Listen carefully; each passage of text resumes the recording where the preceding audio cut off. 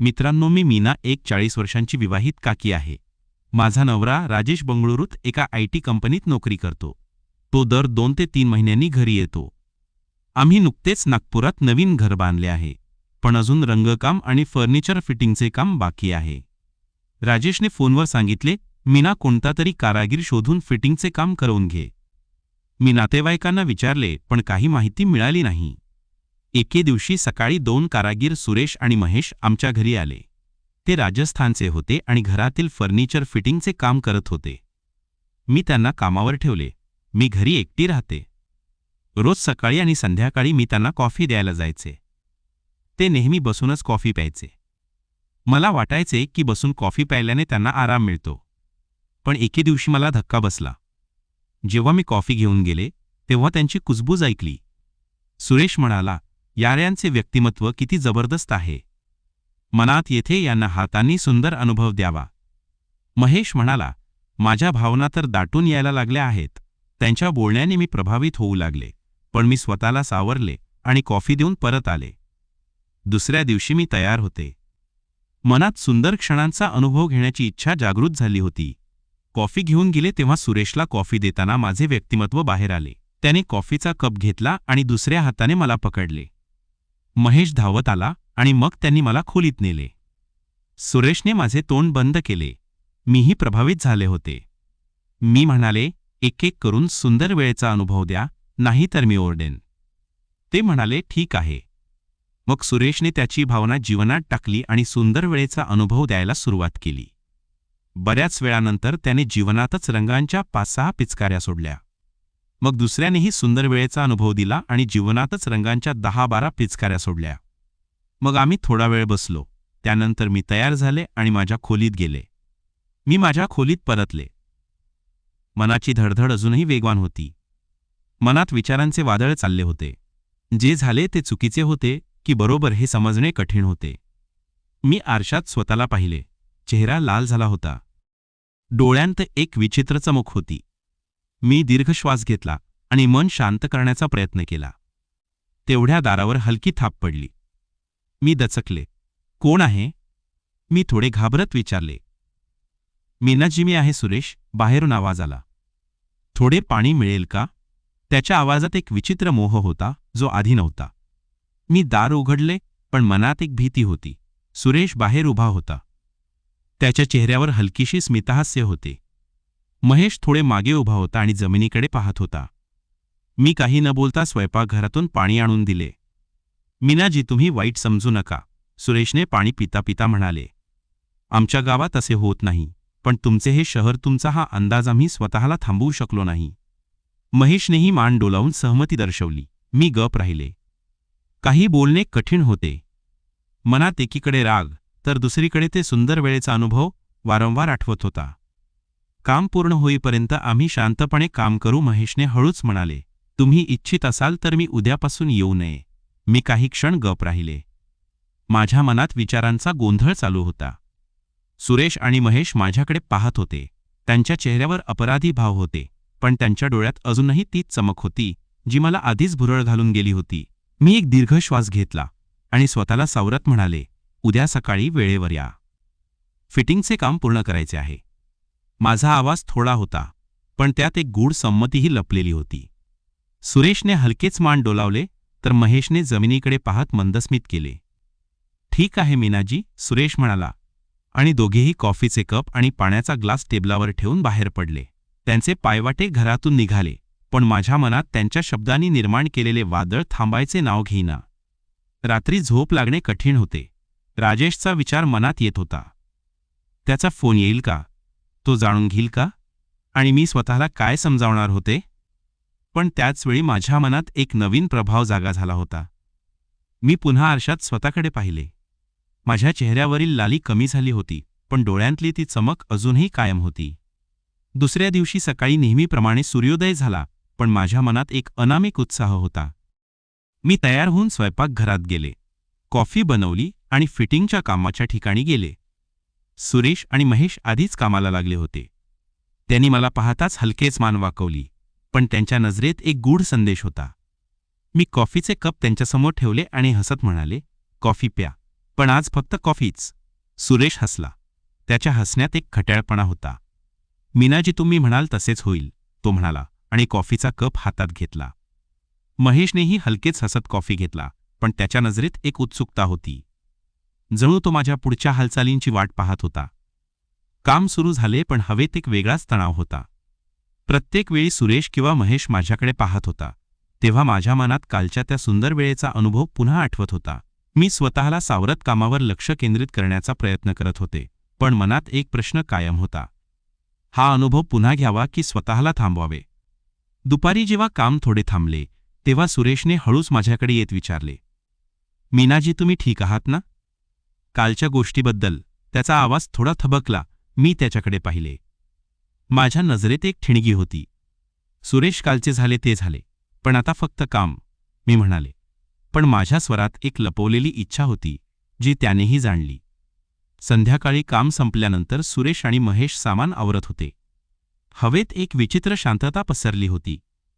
जणू काही अदृश्य धागे आम्हाला एकत्र बांधत होते. मी स्वयंपाकघरात उभी राहून त्यांना पाहत होते. माझे मन अजूनही कालच्या सुंदर वेळेच्या घटनेच्या आठवणीमध्ये गुंतले होते. ते सुंदर वेळेचा अनुभव, जे सुरुवातीला धक्कादायक वाटला, आता माझ्या मनात एक नवीन प्रभाव जागृत होता. राजेश दूर बंगळुरूत होता आणि मी इथे एकटी या दोन कारागिरांच्या सानिध्यात, जे मला आता इतके परके वाटत नव्हते.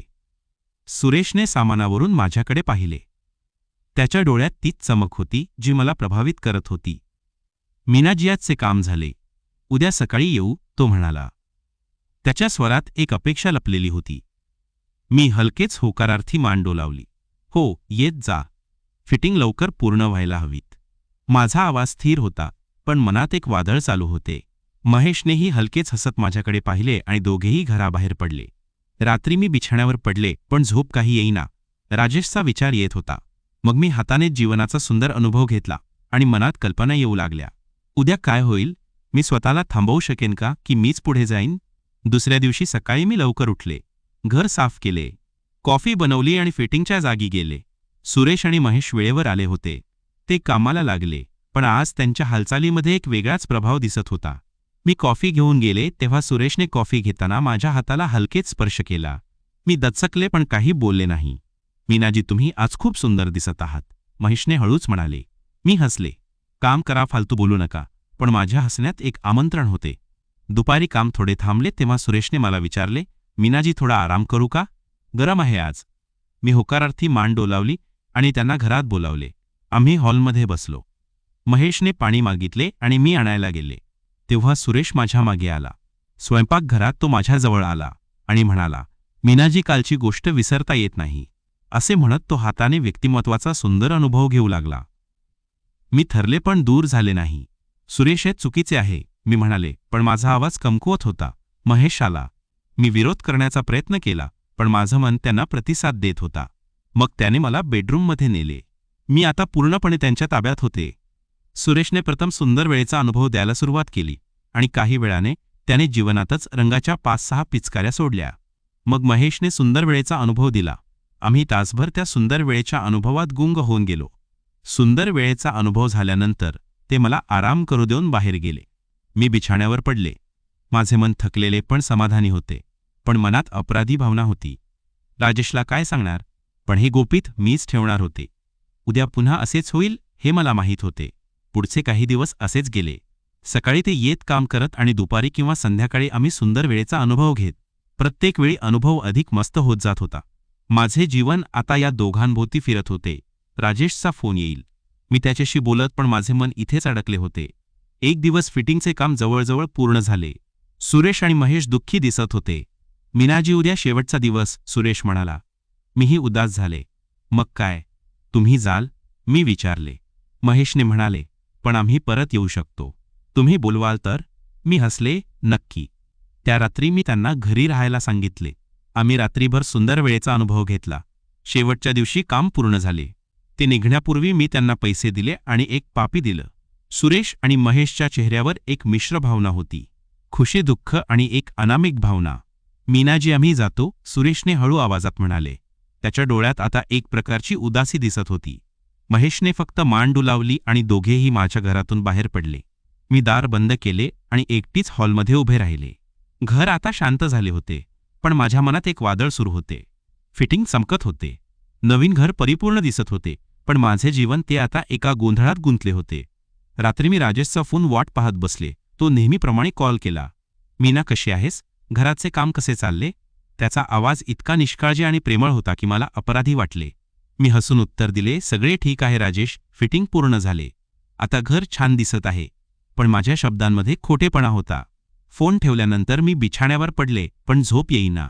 कालच्या सुंदर अनुभवाच्या आठवणी मनात घुमत होत्या. मी स्वतःला विचारले, हे सगळे कशासाठी? राजेश दूर बंगळुरूत कष्ट करतो आणि मी इथे एकटी या कारागिरांच्या जाळ्यात अडकले. हे प्रेम नव्हते, हे फक्त एक क्षणिक प्रभाव होता. एक चुकीची इच्छा जी मी नियंत्रित करू शकले नाही. दुसऱ्या दिवशी सकाळी मी उठले, तेव्हा मनात एक ठाम निर्णय होता. मी हे गोपीत कायम ठेवू शकत नव्हते. अपराधी भावना मला खात होती. मी आरशात स्वतःकडे पाहिले, चेहरा थकलेला, डोळे रडक्या. मी स्वतःला सांगितले, मीना, हे संपवायचे आहे. तू मजबूत आहेस. हे एक चुकीचे पाऊल होते, पण आता पुढे जायचे. मी राजेशला फोन केला आणि सांगितले की मला त्याची आठवण येत आहे. लवकर घरी ये. तो हसला. अजून 2 आठवडे मीना, मी प्रयत्न करतो. मी फोन ठेवला आणि एक दीर्घ श्वास घेतला. राजेशचा आवाज तिच्या मनात घुमत होता, पण त्याचवेळी तिच्या डोळ्यांसमोर सुरेश आणि महेश यांच्या नजरेतील ती चमकत्या सुंदर वेळेच्या आठवणी आणि त्या अनुभवाने दिलेला थरार सतत येत होता. ती बिछाण्यावर बसली. तिच्या हातात कॉफीचा कप होता, पण तिचे लक्ष कॉफीकडे नव्हते. ती विचार करत होती, जे झाले ते बरोबर होते का? तिच्या मनात अपराधी भावना होती, पण त्याचवेळी त्या अनुभवाने तिच्या आयुष्यात एक नवीन रंग भरला होता, जे तिला राजेशसोबत कधीच मिळाला नव्हता. सकाळ उजाडली. मीनाने स्वतःला सावरले आणि ठरवले की आजपासून ती स्वतःला नियंत्रित ठेवेल. ती स्वयंपाकघरात गेली. नेहमीप्रमाणे कॉफी बनवली आणि घराच्या नवीन फिटिंगकडे पाहत राहिली. त्या चमकणाऱ्या फिटिंग तिच्या नव्या आयुष्याचे प्रतीक होत्या. सुंदर, पण त्यामागे गोपीत लपलेले होते. ती स्वतःला म्हणाली, मीना, तू मजबूत आहेस. आता हे सगळं संपलं. राजेश लवकर येईल आणि तू पुन्हा तुझं आयुष्य नीट जगशील. पण आयुष्य इतकं सोपं नसतं, हो ना? दुपारी ती बाजारातून परत आली तेव्हा तिच्या घरासमोर एक ओळखीची आकृती दिसली. सुरेश, तो एका झाडाखाली उभा होता. त्याच्या हातात एक छोटीशी पिशवी होती. त्याच्या चेहऱ्यावर तीच खट्याळ स्मितहास्य होतं, पण आज त्यात थोडीशी संकोचही दिसत होती. मीना थबकली. तिचं मन म्हणत होतं, मीना, आज जा, त्याच्याशी बोलू नको. पण तिचे पाय आपोआप त्याच्याकडे गेले. सुरेश, इथे काय करतोस? तिने स्वरात विचारलं, पण तिच्या नजरेत एक प्रभाव होता. मीनाजी, मी म्हणजे आम्ही थोडे सामान विसरलो होतो. सुरेशने हलकीच पिशवी दाखवली, ज्यात काही साधने होती. आणि खरं सांगू तुम्हाला, भेटायची इच्छा झाली. त्याचा आवाज मऊ होता, पण त्यात एक ठिणगी होती जी मीनाला पुन्हा भुरळ घालत होती. मीनाने एक दीर्घ श्वास घेतला आणि म्हणाली, सुरेश, तू जाणतोस हे चुकीच आहे. माझा नवरा आहे, माझं आयुष्य आहे. तुम्ही आता जा. तिचा आवाज थरथरता होता, पण तिच्या मनात एक लहानसा आवाज म्हणत होता, पण तुला हा सुंदर अनुभव पुन्हा हवाय, हो ना? सुरेशने तिच्याकडे पाहिलं. त्याच्या डोळ्यात एक प्रामाणिकपणा होता. मीनाजी, आम्ही तुम्हाला कधीच त्रास देणार नाही, पण तुमच्या डोळ्यातली ती चमकती आम्हाला सांगते की तुम्हीही आम्हाला विसरू शकत नाही. त्याने पुढे येऊन तिच्या हाताला हलकेच स्पर्श केला. मीनाला वाटलं की ती तिथेच वितळून जाईल. सुरेश, बस आता जा, ती म्हणाली आणि तडक घरात गेली. दार बंद केलं, पण तिचं मन अजूनही त्याच्याशी बोलत होतं. ती स्वयंपाकघरात गेली, पण त्या क्षणी तिचा फोन वाजला. स्क्रीनवर राजेशचं नाव चमकत होतं. हाय मीना, मी 2 दिवसांनी घरी येतोय. राजेशचा आवाज तिच्या कानात घुमला. तू ठीक आहेस ना? काही त्रास तर नाही? मीनाने स्वतःला सावरल आणि हसत म्हणाली, हो, सगळं ठीक आहे. तू येतोयस, छान. पण तिच्या मनात एक भीती निर्माण झाली. राजेश येणार आहे, आणि जर त्याला काही कळलं तर? तिने फोन ठेवला आणि खिडकीतून बाहेर पाहिलं. सुरेश अजूनही तिथे उभा होता. तिच्याकडे पाहत त्याने हलकेच हात उंचावला आणि निघून गेला. पुढचे 2 दिवस मीना स्वतःला व्यस्त ठेवण्याचा प्रयत्न करत होती. ती घर साफ करत होती, नवीन फिटिंग पॉलिश करत होती आणि राजेशसाठी त्याचे आवडते पदार्थ बनवण्याची तयारी करत होती. पण तिच्या मनात सतत सुरेश आणि महेश यांच्या आठवणी येत होत्या. ती स्वतःला सांगत होती, मीना, हे सगळं संपलं. आता फक्त राजेश आणि तुझं आयुष्य. राजेश घरी आला तेव्हा मीनाने त्याचं स्वागत हसतमुखाने केलं. वा मीना, घर तर अप्रतिम दिसतंय. फिटिंग जबरदस्त आहेत, राजेशने कौतुक केलं. मीनाला आहे असं वाटलं, पण तिच्या मनात एक गुपित दडलेलं होतं. त्या रात्री राजेश आणि मीना एकत्र जेवले, गप्पा मारल्या आणि नेहमीप्रमाणे आयुष्य सामान्य वाटत होतं. पण मीनाच्या मनात एक अस्वस्थता होती. दुसऱ्या दिवशी सकाळी राजेश ऑफिसच्या कामासाठी बाहेर गेला. मीना घरात एकटी होती. तेव्हा तिच्या दारावर पुन्हा थाप पडली. तिने दार उघडलं आणि समोर एक अनोळखी चेहरा होता. ती होती माया सुरेशची बहीण. माया एक साधी पण आत्मविश्वासाने भरलेली मुलगी होती. तिच्या हातात एक छोटीशी डायरी होती आणि तिच्या चेहऱ्यावर एक गंभीर भाव होता. मीनाजी, मी माया सुरेशची बहीण, तिने स्वतःची ओळख करून दिली. मला तुमच्याशी बोलायचं आहे. मीना दचकली. सुरेशची बहीण? याला काय माहीत आहे? तिने मायाला आत बोलावलं आणि दोघी हॉलमध्ये बसल्या. मायाने डायरी उघडली आणि म्हणाली, मीनाजीमला माहीत आहे की सुरेश आणि महेश यांनी इथे काम केलं आणि बाकी काय झालं. तिचा आवाज शांत पण ठाम होता. मीनाला धक्का बसला. तुला काय माहीत आहे? तिने घाबरत विचारलं. मायाने एक दीर्घ श्वास घेतला आणि म्हणाली, सुरेश माझा भाऊ आहे आणि तो मला सगळं सांगतो. त्याने मला तुमच्याबद्दल सांगितलं. तुमचं व्यक्तिमत्व, तुमची ती चमक आणि बाकी सगळं. तिने डायरी मीनासमोर ठेवली. ही त्याने लिहिलेली आहे. तुम्ही वाचू शकता. मीनाने डायरी हातात घेतली, पण तिचे हात थरथरत होते. तिने डायरी उघडली आणि तिथे सुरेशच्या हस्ताक्षरात तिच्याबद्दल लिहिलेल्या भावना होत्या.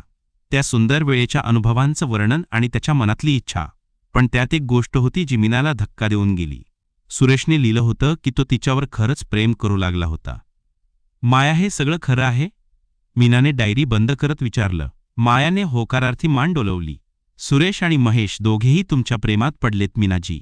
पण मला त्यांना समजावायचं आहे की हे चुकीचं आहे. त्यांना त्यांचं आयुष्य आहे आणि तुमचंही आहे. मायाचा आवाज प्रामाणिक होता, पण त्यात एक दृढता होती. मी इथे तुम्हाला दोष द्यायला आले नाही. मला फक्त माझ्या भावाला वाचवायचं आहे. मीनाच्या डोळ्यात पाणी आलं. ती स्वतःला दोष देत होती, पण त्याच वेळी तिला मायाचं धैर्य आवडलं. माया, मला माफ कर. मी स्वतःला थांबवू शकले नाही, पण मी आता हे सगळं संपवणार आहे, ती म्हणाली. मायाने तिचा हात हलकेच पकडला. मीनाजी, तुम्ही एक चांगली व्यक्ती आहात. तुम्ही फक्त एका क्षणी कमजोरीला बळी पडलात, पण आता तुम्ही स्वतःला संधी द्या. तुमचं आयुष्य परत नीट करा. त्या क्षणी मीनाला जाणवलं की ती एकटी नाही. मायाच्या शब्दांनी तिला एक नवीन प्रेरणा मिळाली. तिने ठरवलं की ती आता तिच्या आयुष्याला एक नवीन दिशा देईल. मायाने मीनाला तिच्या गावात येण्याचं आमंत्रण दिलं. मीनाजी, तुम्ही आमच्या गावात या. तिथे सगळं साधं आहे, पण तिथल्या माणसांमध्ये खूप प्रेम आहे. कदाचित तुम्हाला तिथे शांती मिळेल. मीनाने होकारार्थी मान डुलवली आणि काही दिवसांनी ती मायासोबत तिच्या गावात गेली. राजस्थानमधलं ते छोटंसं गाव खरंच सुंदर होतं. हिरवीगार, शेतमसाधी माणसं आणि एक वेगळी शांतता. मीनाला तिथे सुरेश आणि महेश भेटले, पण यावेळी त्यांचा व्यवहार पूर्णपणे बदलला होता. ते दोघेही लाजलेले आदराने वागणारे आणि मीनाला फक्त भाभी म्हणून संबोधत होते. गावात मीनाने मायाच्या मदतीने एक छोटीशी शाळा सुरू केली. ती मुलांना शिकवायला लागली आणि हळूहळू तिच्या मनातली अस्वस्थता कमी होऊ लागली. तिने स्वतःला त्या गावातल्या मुलांच्या भविष्यासाठी झोकून दिलं. ती मुलं तिला मीना दिदी म्हणायची आणि त्यांच्या हसण्यात तिला एक नवीन आनंद मिळायचा. सुरेश आणि महेश ही त्या शाळेच्या कामात सामील झाले.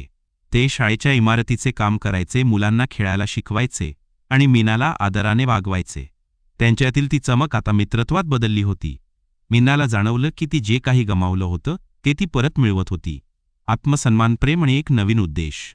राजेशलाही मीनाच्या या नव्या आयुष्याची माहिती मिळाली. तो एकदा गावात आला आणि मीनाचं काम पाहून थक्क झाला. मीना, तू खरंच खूप बदलली आहेस. मी तुझा अभिमान आहे, तो म्हणाला. मीनाने त्याला मिठी मारली आणि त्या क्षणी तिला जाणवलं की ती खरंच तिच्या चुकीतून बाहेर पडली आहे. पण आयुष्य कधीच इतकं सरळ नसतं, हो ना? एक दिवस मीना शाळेतून परत येत असताना तिला एक पत्र मिळालं. लिफाफ्यावर कोणतेही नाव नव्हतं, फक्त एक लाल शिक्का होता. तिने घाईने पत्र उघडलं आणि त्यात लिहिलेल्या ओळींनी तिच्या पायाखालची जमीन सरकली. मीना, मी सगळं जाणतो. तू जे केलंस ते मला माहीत आहे. तुझ्या नव्या आयुष्याची सुरुवात छान आहे, पण तुझं गुपित माझ्याकडे आहे.